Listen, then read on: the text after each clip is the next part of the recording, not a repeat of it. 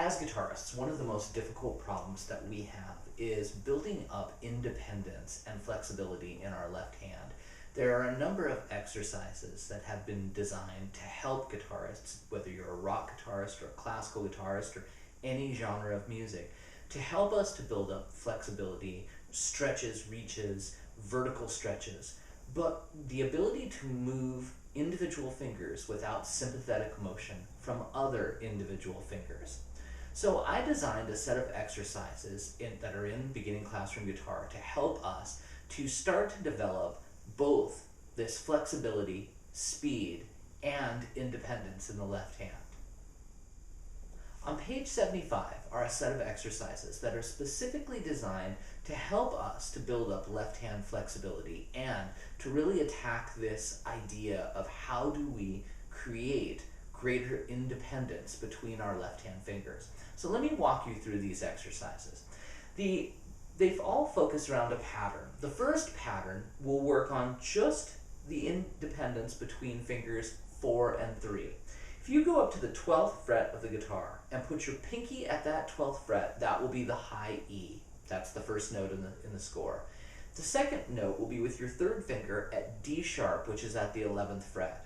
Now, this will set up the basic pattern for the first exercise. And what I'm going to do is, in the right hand, I'm going to be playing alternating I-am rest strokes. And I'm going to be doing it in a particular rhythmic pattern.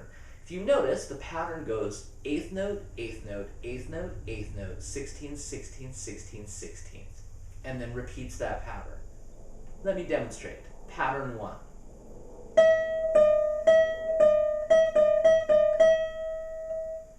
This pattern then descends 1 fret at a time until you've reached what would be the open string. That provides a lot of endurance in this exercise to help also build up strength in those finger combinations. Let me demonstrate. 4-3, exercise 1.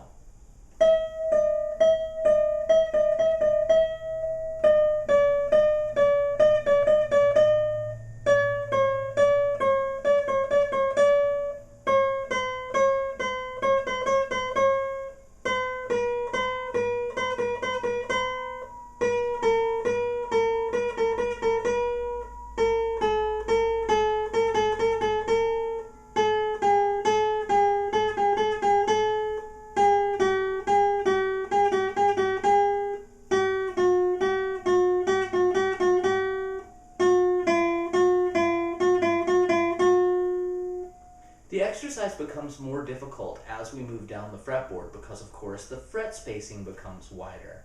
You can do this exercise at any speed. I've had students start out very slowly, and as they move higher up the fretboard to lower pitches, accelerate. You can also do the entire exercise fast.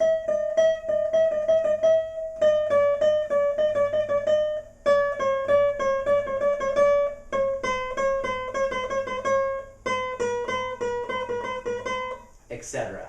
However you decide to do it, it still has the same function. The first one, working on the independence of your pinky from your third finger. Let's go on to the second example. The second example is the exact same rhythmic pattern, the exact same process. Now we exercise between 4 and 2. Exercise 2.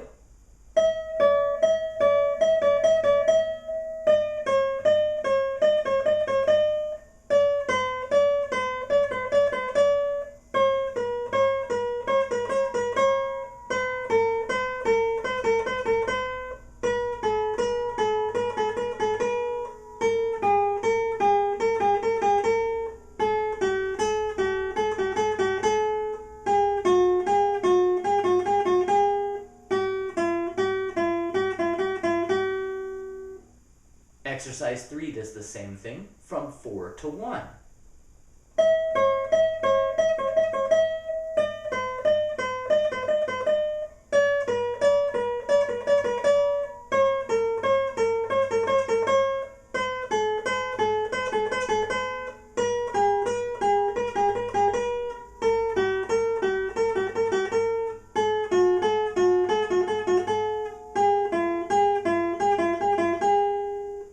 The next two exercises start with your third finger and work on independence from the third to the second finger, then the third to the first. 3, 2.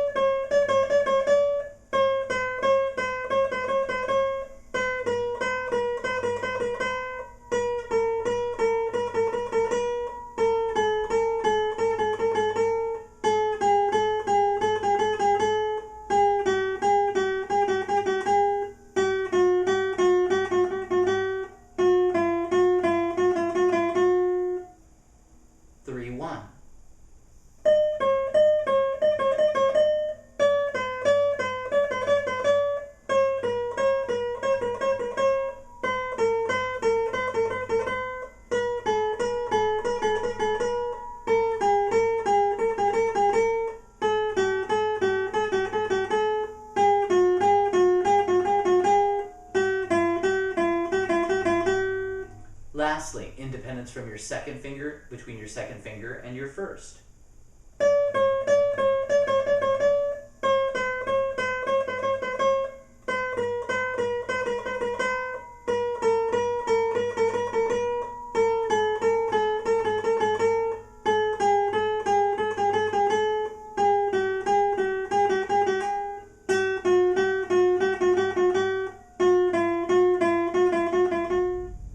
There are two more patterns on the page. These two patterns are what I call combo independence patterns. The first one works on 4, 3, 1. So the pattern goes 4, 3, 1, 3, 4, 3, 1, 3, 4, and works on really the interdependence between all three of those fingers. The second of the two, 4, 2, 1. I'll demo them for you.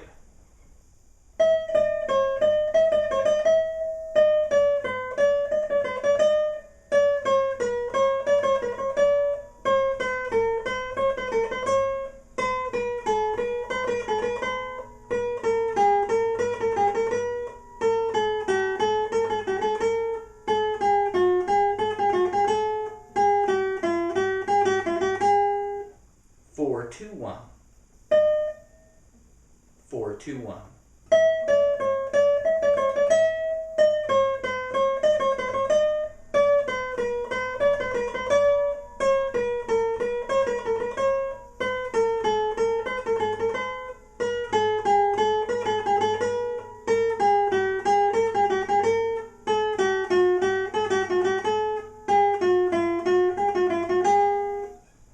So running through these exercises will provide a great warm-up. In addition, they'll help provide stability for your left hand and start to build up this independence between finger combinations.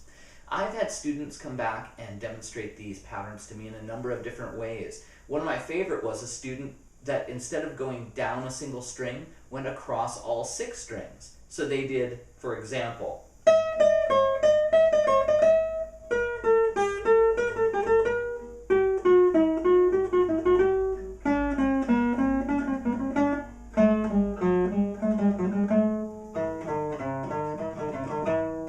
however you do them, they'll work on the same basic problem, which is independent motion in the left hand.